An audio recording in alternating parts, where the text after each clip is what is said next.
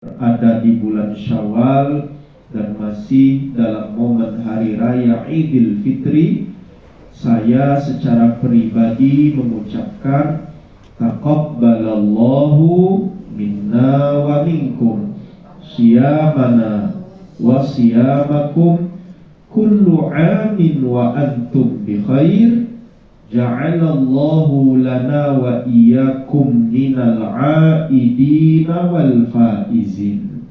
Saya juga mengucapkan mohon maaf lahir dan batin jika selama ini ada kesalahan dalam ucapan dan kekeliruan di dalam tingkah laku. Mudah-mudahan Allah mengizinkan kita dapat berjumpa dengan bulan suci Ramadan tahun yang akan datang dalam keadaan sehat walafiat. Amin ya rabbal alamin. Bunda-bunda sekalian, saya hari ini masih dalam kondisi menyelesaikan puasa Syawal kami. Makanya tadi saya WA Bunda Ana, Bunda saya puasa, supaya dengan niat tidak ditaruh beliau es jeruk tadi di sini. Biasanya kan ada jeruk. Kalau ditaruh jeruk di sini kami lagi puasa pasti tergoda juga. Maka antisipasi saya kasih tahu. Jadi Bunda Ananya ngerti, oh tidak ditaruh. Alhamdulillah. Tapi kalau tidak dibungkus boleh kan, insyaallah. Baik, kita lanjutkan pembahasan tentang waris. Kalau tidak salah, terakhir kita sudah membahas rukun-rukun waris dan sebahagian dari syarat waris.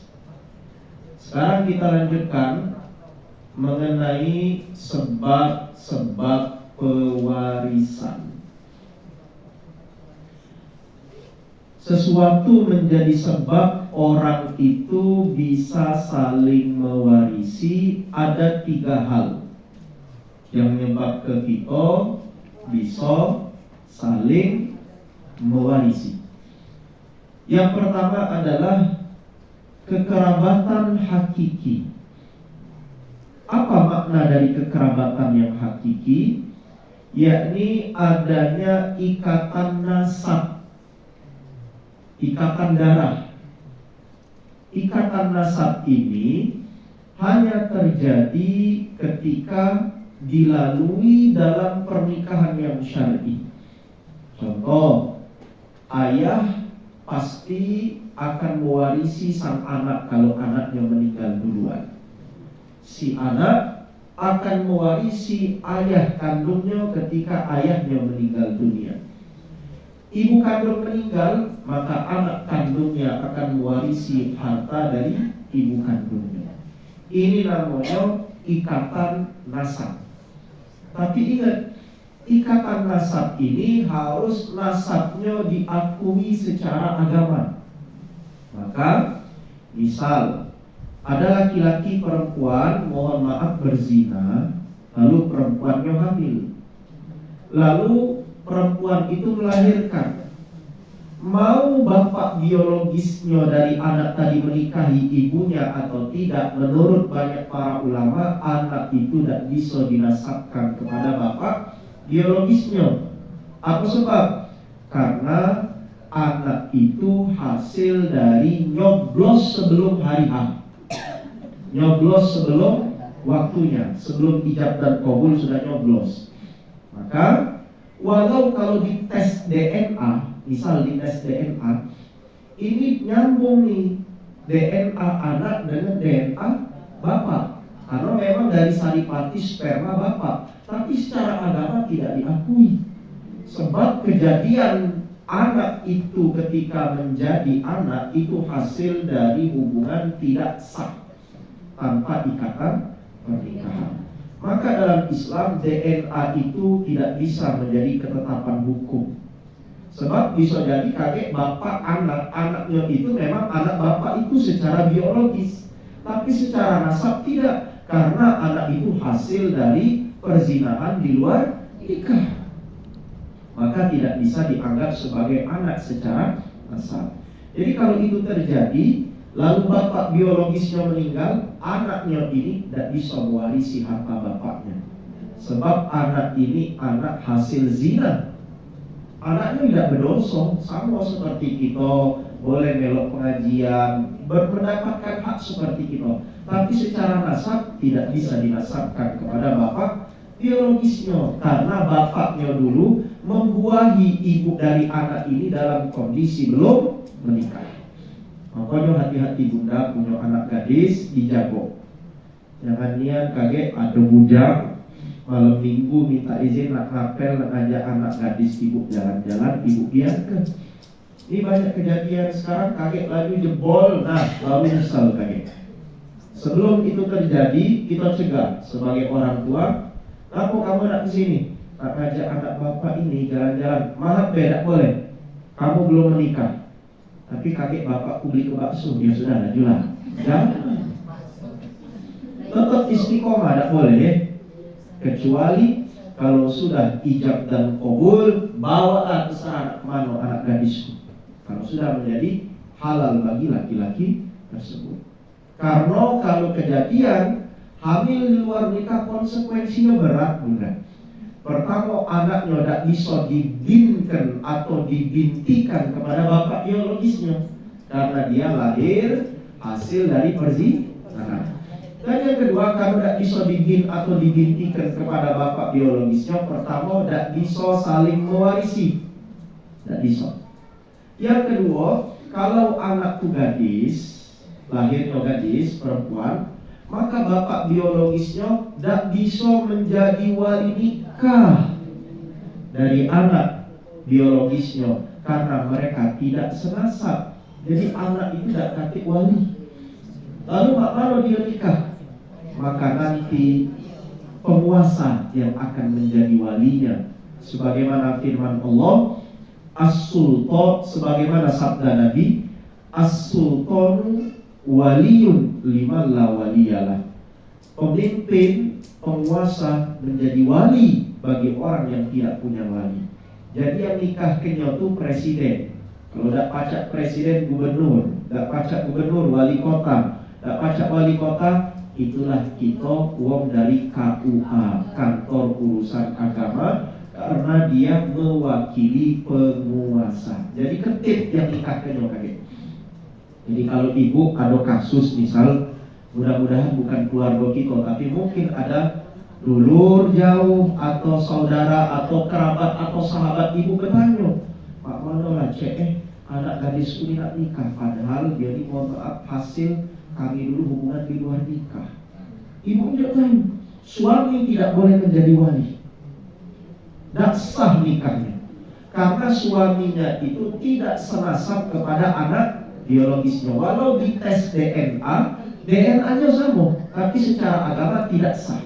Tidak tahu. Sehingga kaget ketika daftar di KUA, kaget KUA itu ngecek, cross check. Disitulah kita ngomong, maaf Bapak, bahwasanya anak gadis ini sebenarnya hasil di luar nikah. Nah, sudah ngertilah ketipnya kaget. Ketip itu menjaga rahasia kita. Ya sudah, kalau model kayak itu berarti yang menikahkannya adalah wali hakim. Kaget pacak wali hakim yang ngomong di depan gua. Kaget kan akad nikah banyak yang datang kan. Maka wali hakim tidak boleh ngomong, Bapak ibu hadirin akad nikah, yang nanti menikahkan adalah saya wali hakim, karena anak ini hasil zina. Oh, tidak boleh buka aib wong berdosa besar. Maka nanti wali hakim akan cerdas. Dia buat alasan yang lain. Boleh berbohong menutupi aib seseorang. Jadi kata wali hakim, misal karena ayah kandungnya ini dalam kondisi kurang sehat, atau dia orangnya gugup-gugupan, maka dialihkan yang menikahkan adalah saya sebagai wali hakim. Sah nikahnya, karena memang dia harus dinikahkan oleh wali hakim, sebab dia tidak bernasab kepada ayah biologisnya.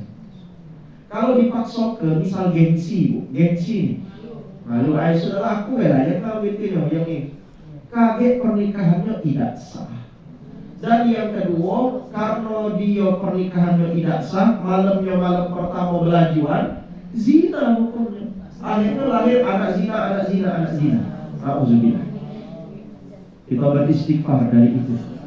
Mangkonyo inilah bahayanya zina. Lemaknya sebentar baik, tapi sengsaranya banyak masalah yang ribet. Termasuk kalau kita berbicara masalah waris, maka mereka jelas tidak bisa saling mewarisi.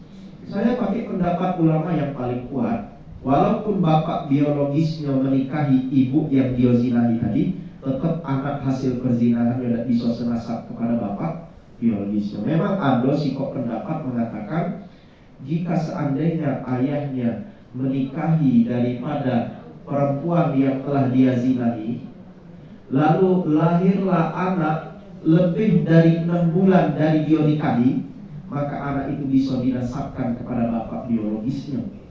Ada pendapat seperti itu. Tapi 6 bulan. Karena setahun itu 12 bulan dibagi setengah jadi 6 bulan.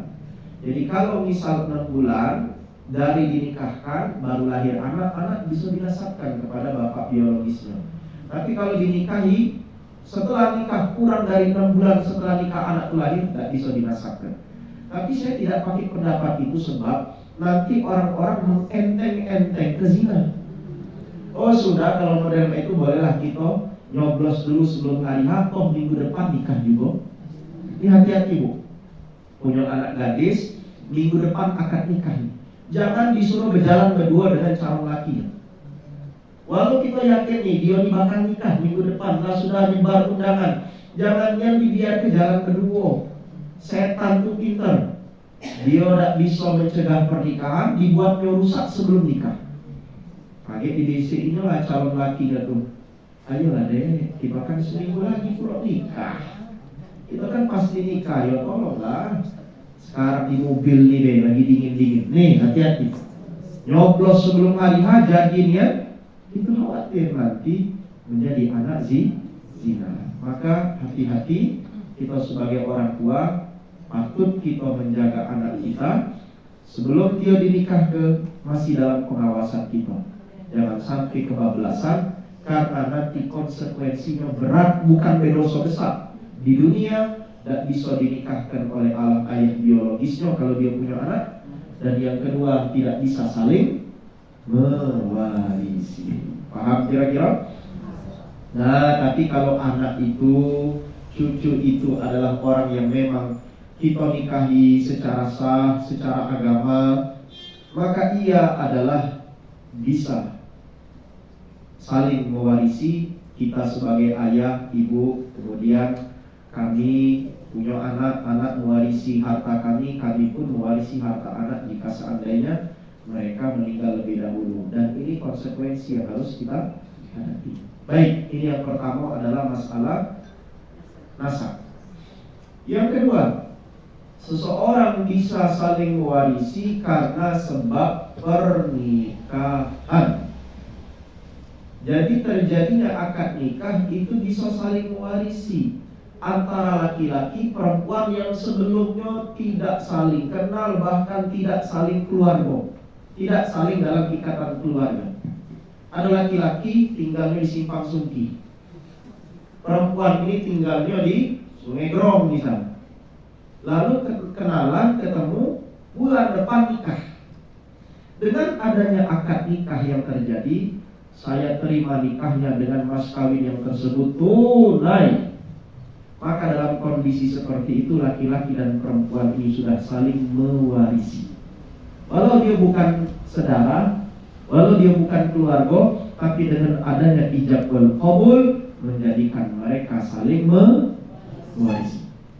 Tapi maka kalau misal salah satu dari suami atau istri itu meninggal duluan sebelum terjadinya hubungan badan. Contoh, nikahnya jam 10 pagi di Masjid Al-Maghfirah belakang sini. Benar kan Al-Maghfirah namanya? Akad nikah sudah sah menjadi suami istri. Jam 2 siang laki bini pengen honeymoon di Lampung, di Hotel Marriott Lampung. Semalam 2,5 juta. Ada pantai pribadi. Oh, pengen mereka dia bulan madu ke situ. Perjalanan pakai mobil lewat jalan tol. Di kilometer 230 kecelakaan, terbalik mobilnya. suaminya wafat meninggal dunia. Padahal belum terjadi hubungan suami istri. Pernikahannya baru berumur 4 jam.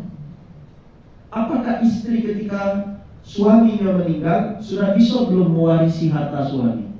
Sudah bisa. Karena ia sudah sah menjadi suami dan istri. Walau belum terjadi hubungan badan, walau belum punya anak, nikahnya baru 4 jam, maka ketika suami meninggal, sang istri sudah berhak mewarisi harta suami 1/4. Surah An-Nisa ayat 12. Suami kan belum punya anak tuh, si bujang baru nikah 4 jam, tiba-tiba suami meninggal, maka istri mewarisi sebesar 1/4 dari total harta suami. Maka orang tua suami jangan busuk sikut. Anak minta waris, kan baru 4 jam jadi bini dia kan. Ini kan ada orang tua model itu dihalangi istrinya dengan alasan baru beberapa jam menikah, belum sempat sampai sehari sebulan belum. Lalu istri dihalangi mendapatkan waris dari orang tua almarhum, berdosa orang tua almarhum. Istri tetap dapat waris walau belum sempat terjadi hubungan suami istri. Paham sampai sini? Nah, jadi ibu harus tahu kalau ibu punya suami wafat lebih dahulu, maka ibu sudah barang tentu menjadi ahli waris dari suami. Pasti tidak bisa digeser. Jadi kalau keluarga suami menggeser-geser, ibu berhak menuntut gitu. Kalau istri pasti menjadi ahli waris. Atau sebaliknya, kita suami, istri meninggal duluan, maka suami pasti menjadi ahli waris dari istri. Nah, ada pertanyaan, bagaimana kalau istri itu dicerai suami, lalu suaminya meninggal?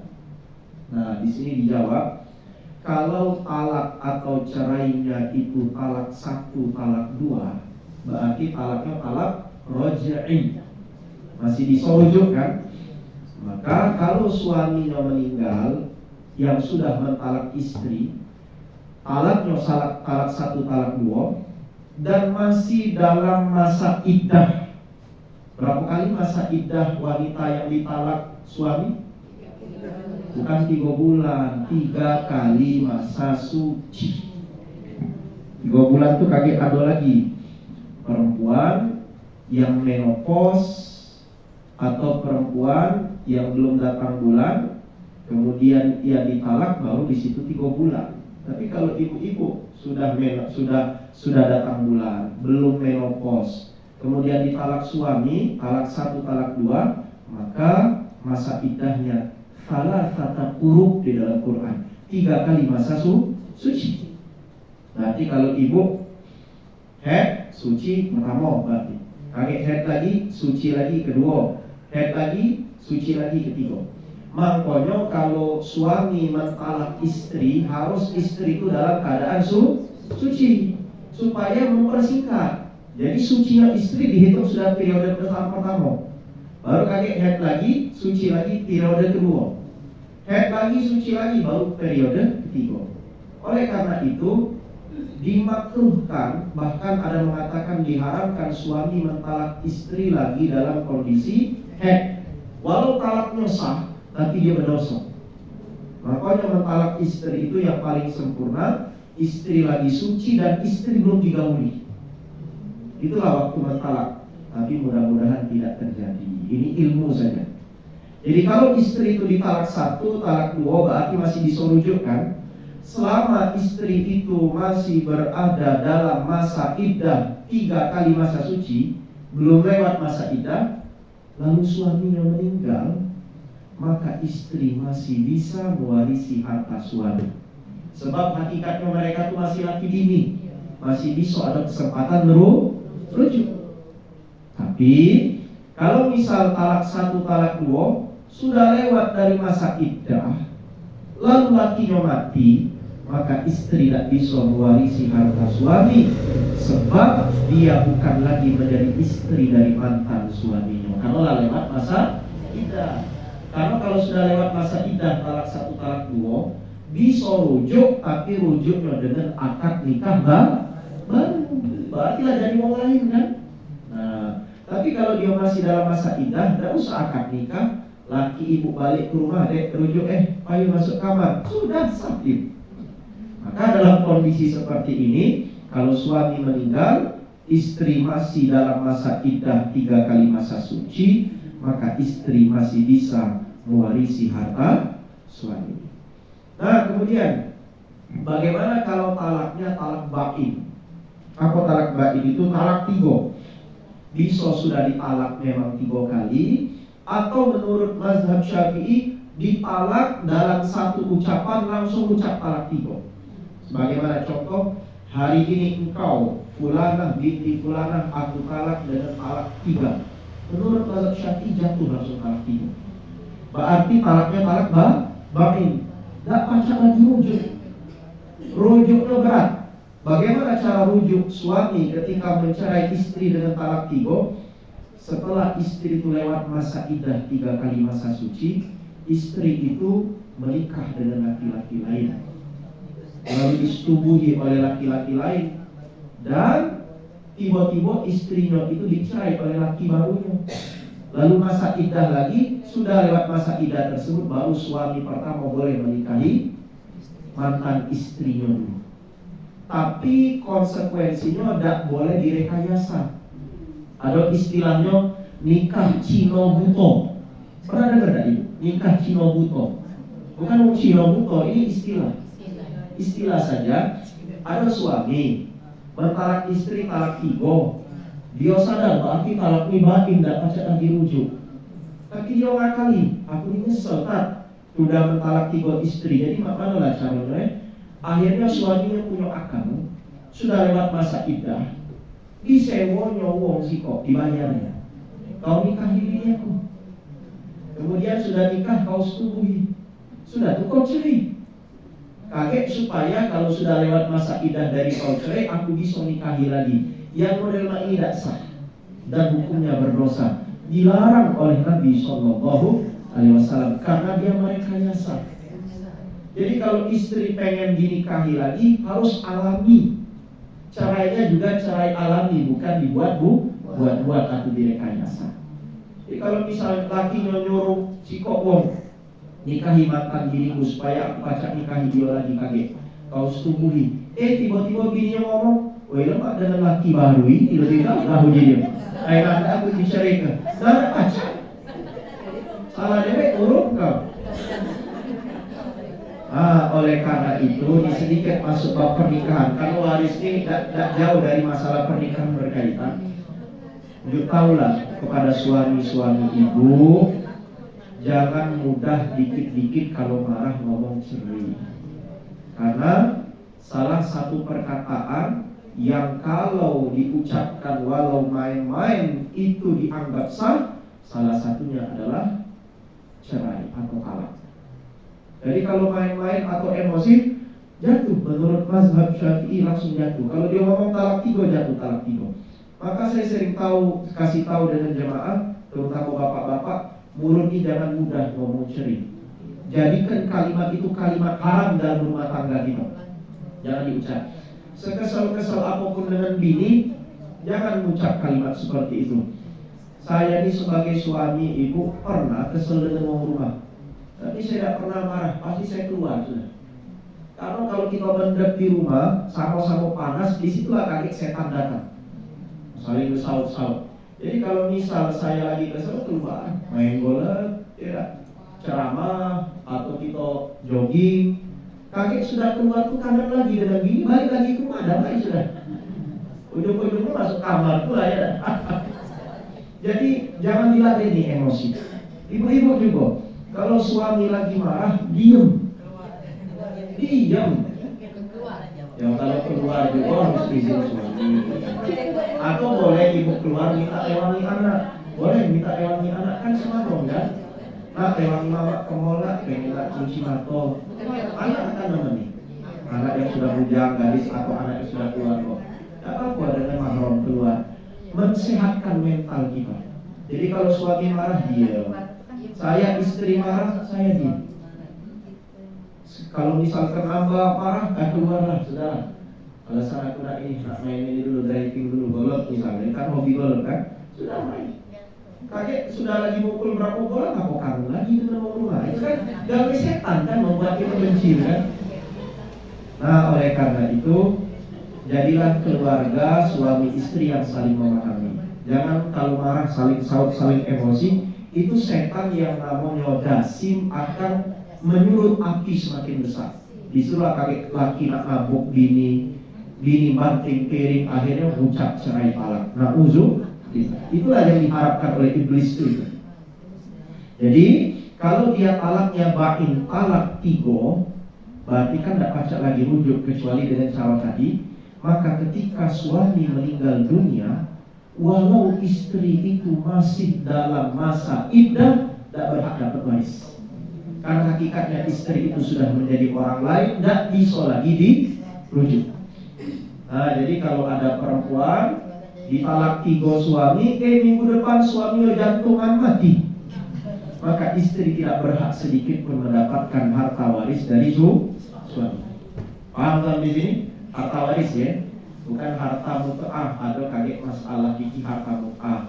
Di persidangan kakek hakim itu ngomong, ketika suami disahkan cerainya kepada istri, suami dituntut memberikan harta mut'ah kepada istri. Harta sebagai bekal bagi istri setelah dicerai. Itu bukan waris, itu tetap berhak ibu dapat. Tapi kalau waris, kalau talaknya talak batin talak 3, lalu dalam masa iddah sekalipun suami ibu meninggal, ibu tidak berhak dapat harta waris. Ataupun ibu meninggal duluan, ada seorang istri ditalak 3 karena saking stres pening kepala, meninggal dia.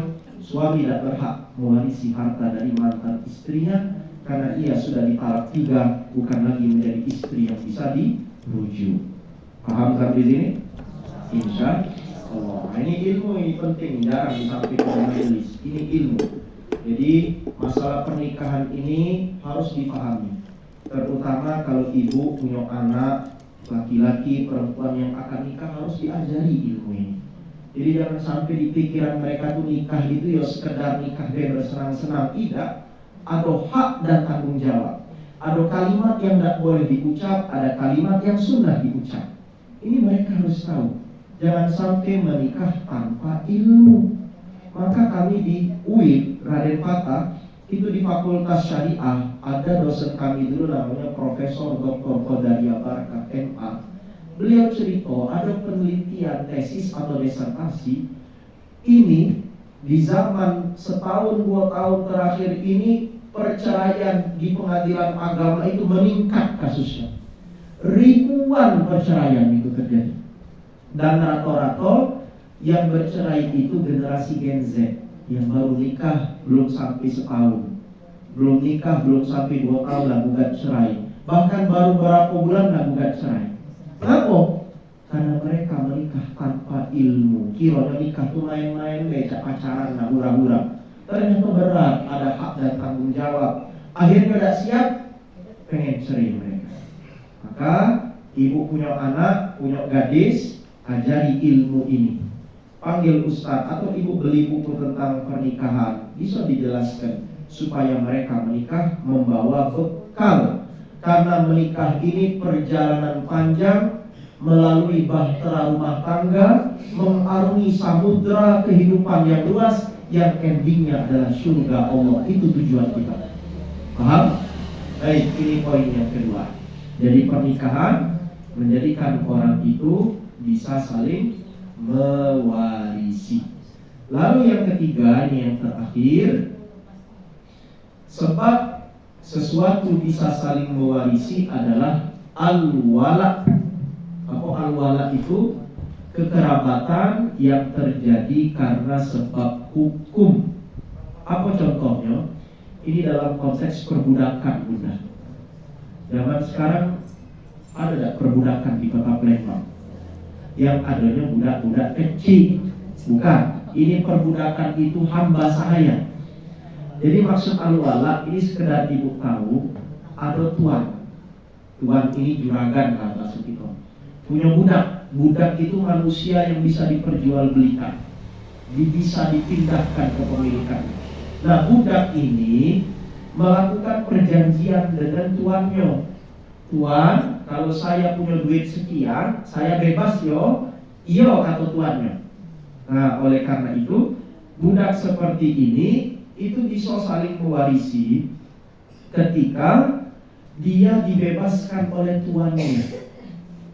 Jadi misal nih, tuannya membebaskan ini budak, kamu hari ini bebas, berarti dia menjadi manusia merdeka.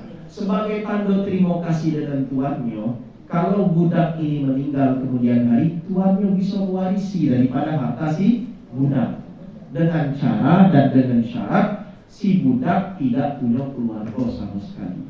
Kalau dia punya bapak, punya mama, tetap yang menjadi ahli waris mama dan bapak. Tapi kalau dia tidak punya siapa-siapa semata wayang, lalu dia meninggal, maka mantan tuannya bisa mewarisi harta dari sang budak atau mantan budaknya. Paham sampai sini? Insya Allah. Inilah beberapa sebab seseorang bisa saling mewarisi. Nanti pembahasan berikutnya kita akan membahas hal yang dapat menggugurkan seseorang dapat waris. Sekaligus nanti kita bahas berapa jatah masing-masing dari ahli waris. Di sini inti dari kita belajar ilmu waris. Baik, untuk saat ini saya kira sampai di sini untuk materi. Monggo silakan jika ada pertanyaan seputar materi boleh. Jika tidak ada, bebas di luar materi juga boleh. Kenapa Bu Syarifah senyum-senyum di belakang? Monggo silakan.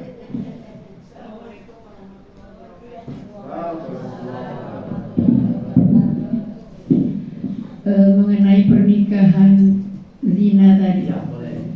kalau seandainya lahir anaknya itu perempuan, Ya. batal wudhu tidak bapak sama anaknya itu. Terus kalau dia lahir anak laki sama ibunya batal wudhu enggak? Baik, di sini ada ikhtilaf ulama. Permasalahannya di sini bukan. Anak hasil zina ini semahram atau tidak dengan ayah yang pernah berzina dengan ibunya, ayah biologisnya. Bagaimana ia senasab? Kalau senasab tidak senasab, semahram atau tidak? Mahram itu apa artinya? Haram dinikahi. Itu mahram. Saya punya mama, boleh tidak saya nikahi mama kandung saya? Tidak boleh, haram. Maka dalam konteks ini bersentuhan kulit tidak batal wudhu. Ibu nih punya anak laki-laki, anak kandung, nikah sah punya anak kandung laki-laki. Boleh tidak anak laki-laki ibu menikahi ibu? Tidak boleh. Maka sentuhan kulit dengan anak laki-laki kandung ibu tidak batal wudhu. Nah masalahnya, ini bapak, ini mama berzina sebelum nikah punya anak perempuan. Nah anak perempuan ini semahram dengan bapak biologisnya. Tadi kan secara nasab mereka tidak senasab. Bintinya bukan kepada bapak, jadi bintinya ke emaknya. Maka dalam konteks ini menurut mazhab Syafi'i bahwa anak perempuan ini tidak semahram dengan bapaknya. Artinya apa? Menurut mazhab Syafi'i, anak ini kalau lalu saat di kemudian hari boleh dinikahi oleh bapak biologisnya. Bisa boleh dinikahi, sebab mereka tidak senasab. Tapi kan tidak tega kita. Makanya jangan sampai ini terjadi. Jadi misalnya bapak, emak bersetubuh sebelum nikah, hadir anak perempuan, maka anak perempuan ini selain tidak senasab dengan ayah biologis, dia juga tidak semahram dengan ayah biologis menurut mazhab Syafi'i. Sehingga kalau sentuhan kulit batal tidak wudhu? Batal wudhunya, sebab mereka tidak senasab. Sehingga konsekuensinya boleh dinikahi, maka dia batal wudhu. Tapi kalau dia dengan mama kandungnya dewek, misal yang lahir itu anak laki-laki, ini anak laki-laki. Kalau perempuan kan sama perempuan dengan mama. Ini pertanyaan kedua, bagaimana dengan mamanya? Kalau anak yang lahir laki-laki, maka dia tetap tidak batal wudhu dengan mamanya, sebab dia lahir dari dalam perut mamanya. Jadi dia nasabnya kepada mamanya seperti Nabi Isa binti Maria. Dia kan tidak punya bapak tuh, jadi dia dinasabkan kepada ibunya, otomatis mereka semahram. Jadi kalau dia anak laki-laki hasil zina, maka dia tetap semahram dengan mamanya. Karena mamanya itu bagaimanapun adalah ibu yang tempat dia 9 bulan berada di dalam perutnya. Tapi anak itu tidak bisa dinasabkan kepada bapak biologisnya. Tapi ada pendapat yang lain, kalau tidak salah dari mazhab Hanafi, walau anak itu tidak senasab, asal dia dari saripati sperma bapak biologisnya, tetap haram untuk dinikahi. Bagaimanapun ia asalnya dari bapak biologisnya, tidak memandang senasab atau tidak, tetap haram mutlak untuk dinikahi. Jadi di sini ada perbedaan pendapat ulama, ada yang mengatakan mahram, ada yang mengatakan tidak mahram. Kalau pakai mazhab Syafi'i tidak mahram berarti halal dinikahi, maka bersentuhan kulit antara bapak dan anak perempuan hasil zina tadi membatalkan wudu. Tapi kalau pakai pendapat semahram, tetap tidak bisa saling menikahi, berarti sentuhan kulit antara bapak biologis dan anak hasil zina tidak membatalkan wudu. Paham kiranya? Ya, kita mazhab Syafi'i berarti batal wudu. Itu saja. Saya kira juga tidak akan tega lah bapak menikahi anaknya ya. Ini berbicara ilmu saja. Secara hukum, kalaupun bapaknya pengen nikahi sah karena dia tidak senasab. Ya benar, bodoh. Saya sampaikan masalah nikah supaya ibu tahu juga. Bodoh, ya batal berarti. Karena dia boleh dinikahi. Boleh dinikahi itu kan berarti bukan mahram. Sentuhan kulit batal wudu ibu. Batal wudu. Mahram itu kan artinya orang yang tidak boleh dinikahi.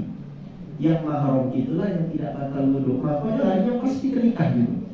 Pasti pembahasan kepada nikah. Paham kira-kira?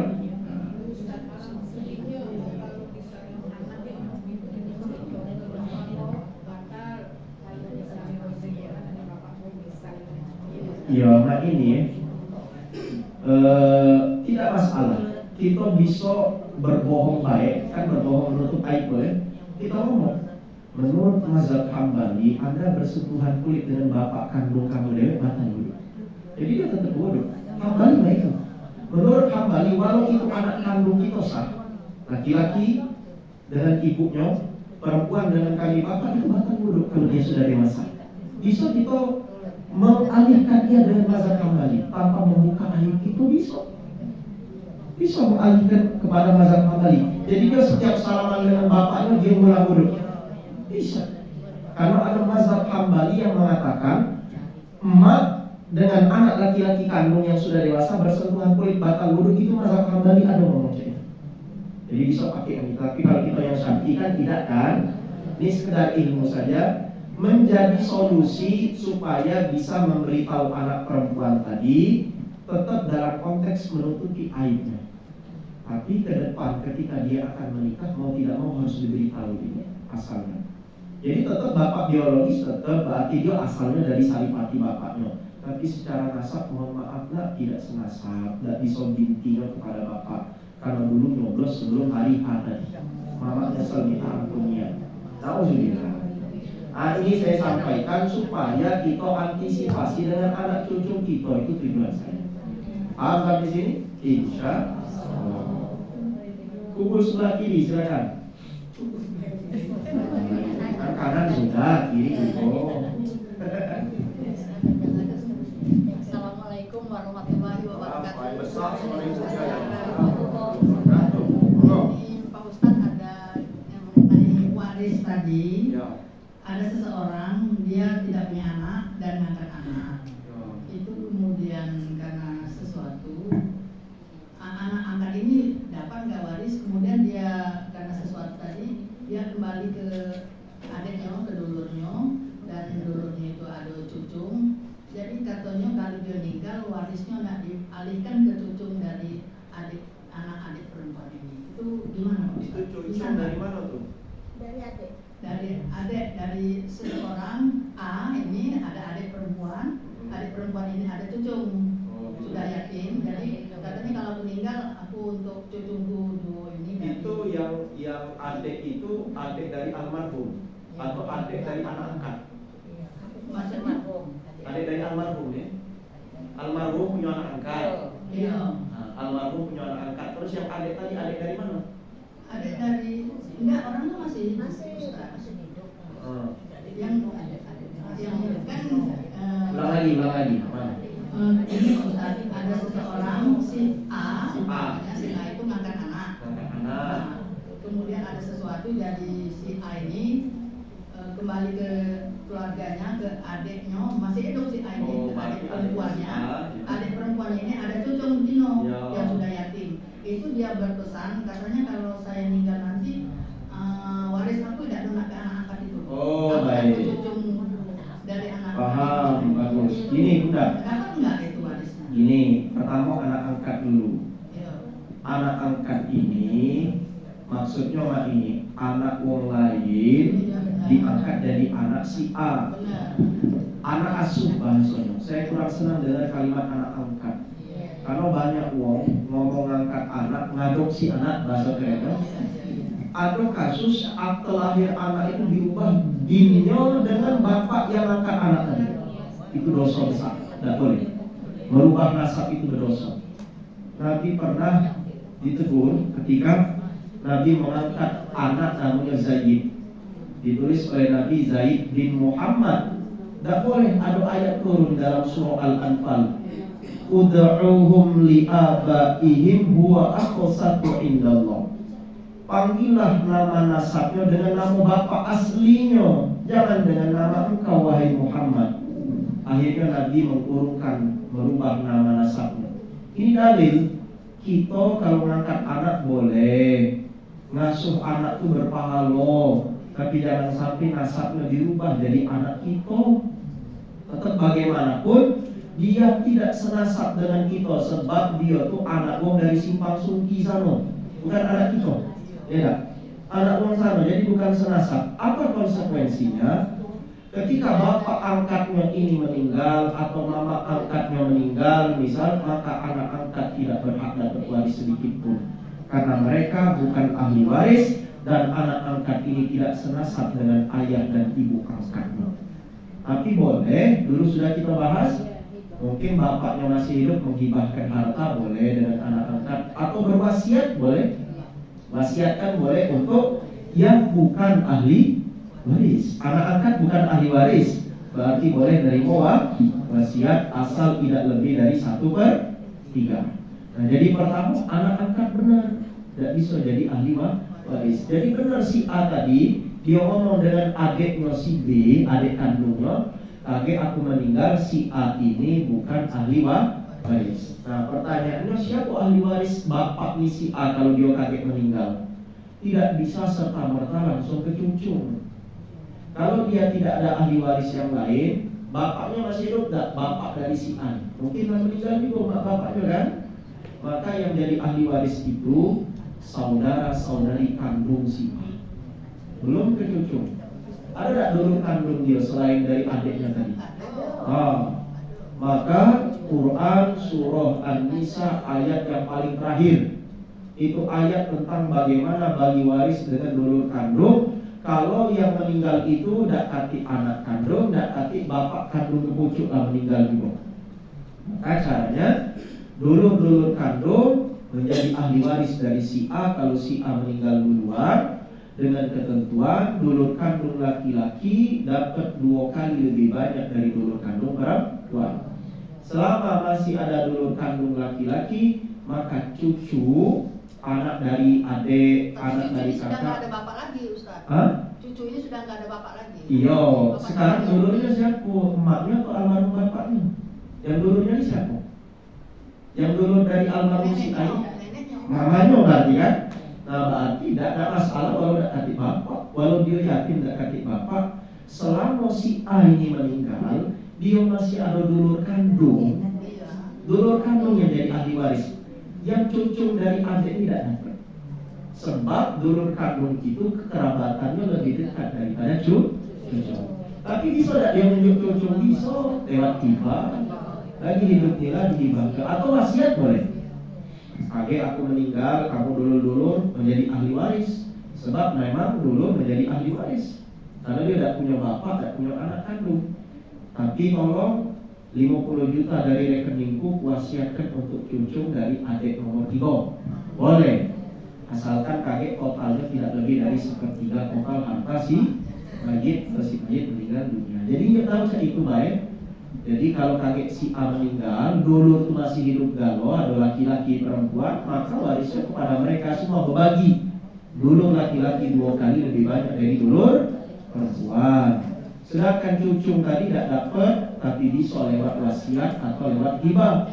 Kalau wasiat bisa ditulis sebelum dia meninggal. Kalau hibah ketika dia sekarang lagi sehat, dia berapa dia untuk cucu tadi. Beli ke mobil, lo beli kelah untuk cucu tadi. Paham kira-kira? Insya Allah. Boleh silakan.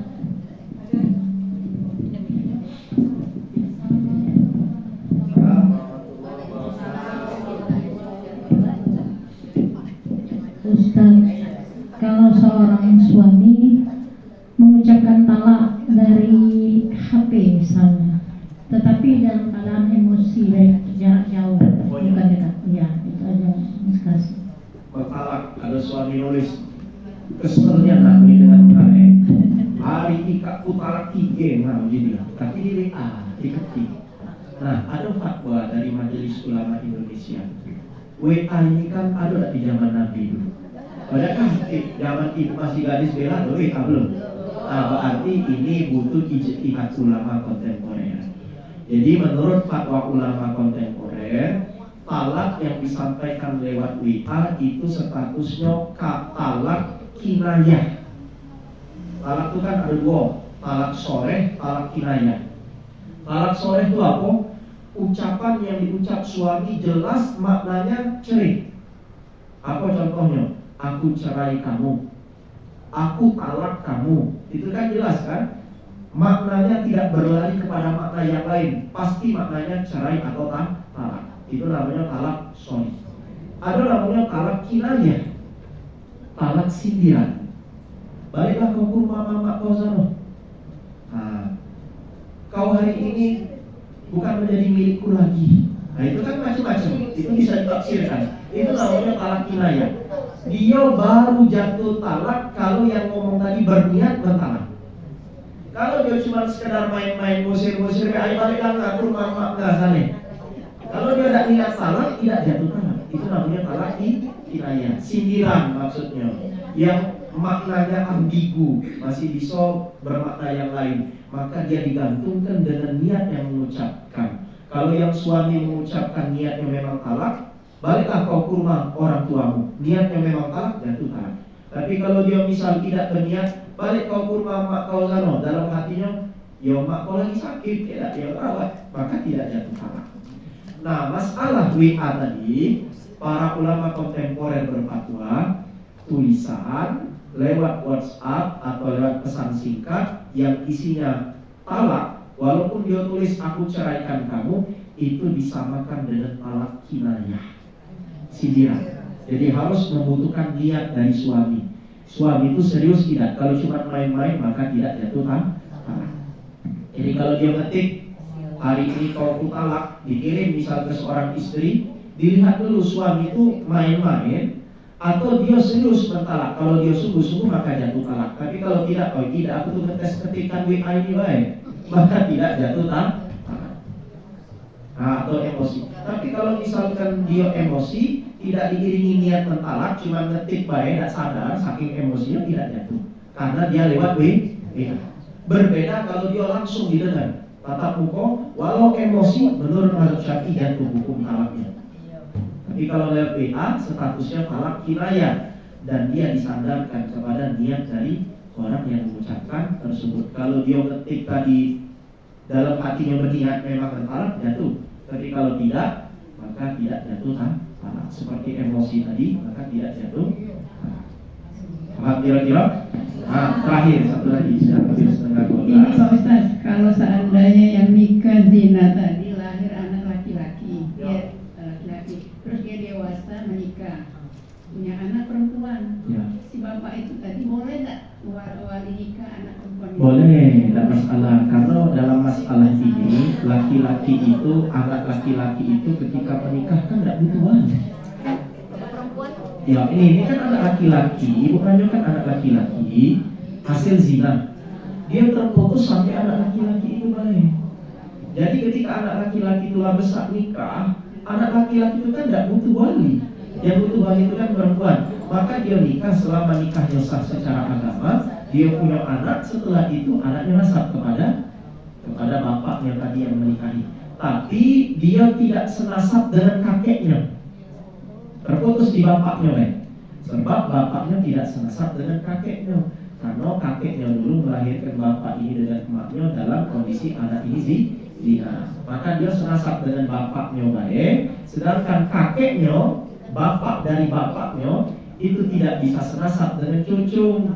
Jadi kalau misalkan kakeknya meninggal, itu kan bisa saya mewarisi itu dalam kondisi tertentu. Tidak bisa cucunya mewarisi karena dia tidak senasab. Jadi dia nasab dengan bapaknya nih, dengan kakeknya tidak, karena memang asalnya kakeknya dengan bapaknya ini adalah hasil hubungan zina. Paham lagi sini? Nah, jadi anaknya ke bawah sah dinasabkan kepada bapak yang merupakan dulu anak hasil zina.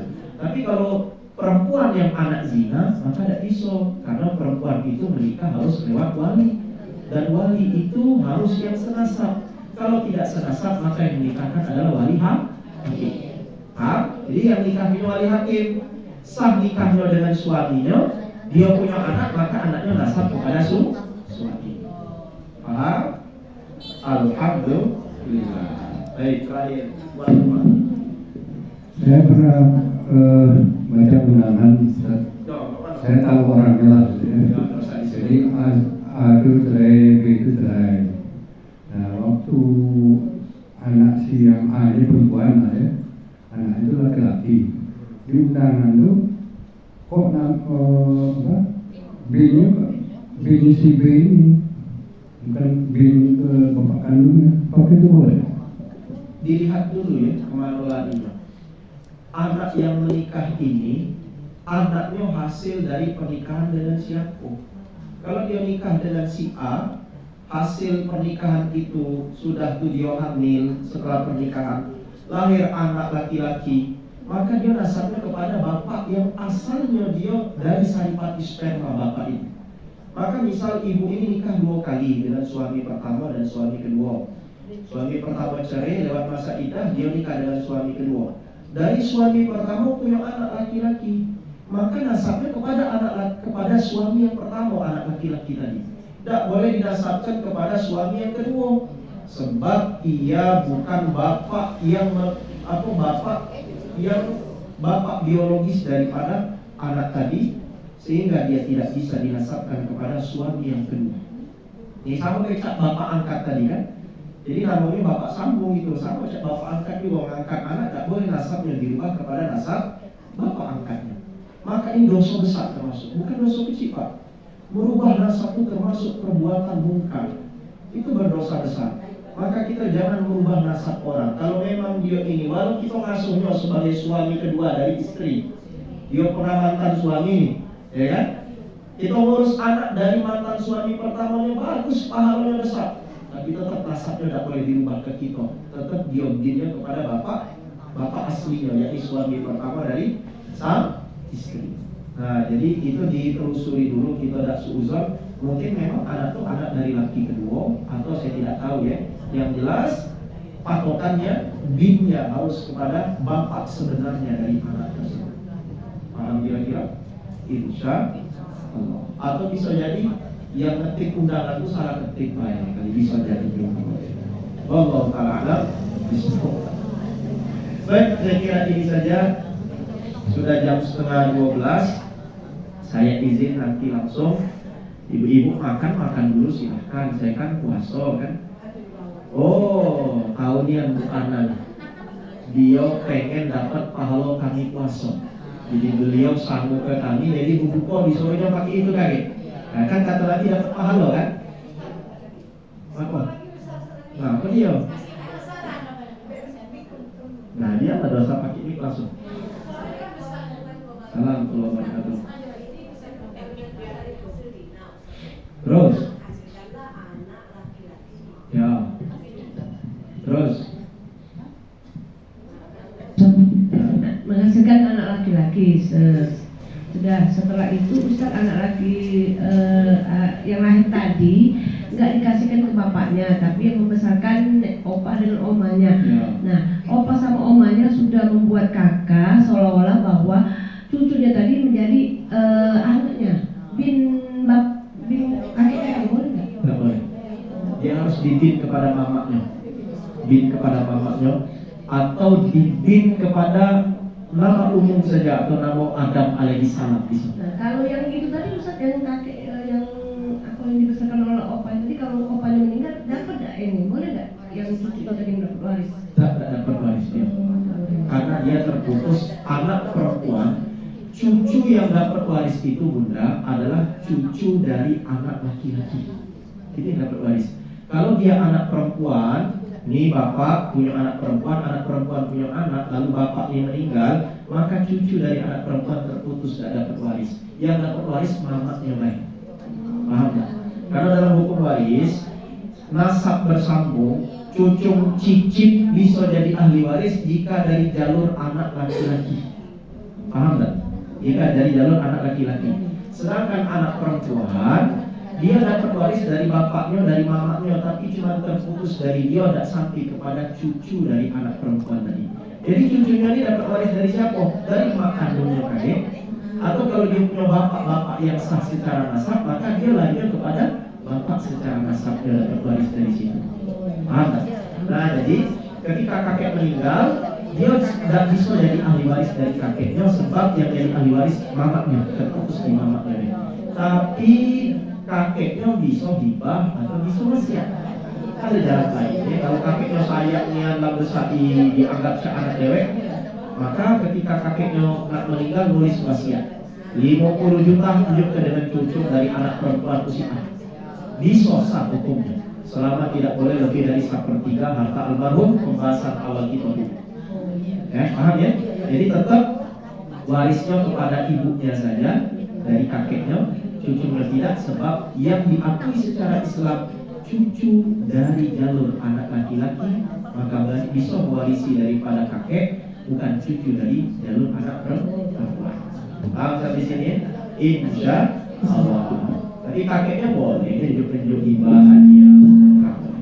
Baik, saya kira demikian. Wal akhir wal hamd.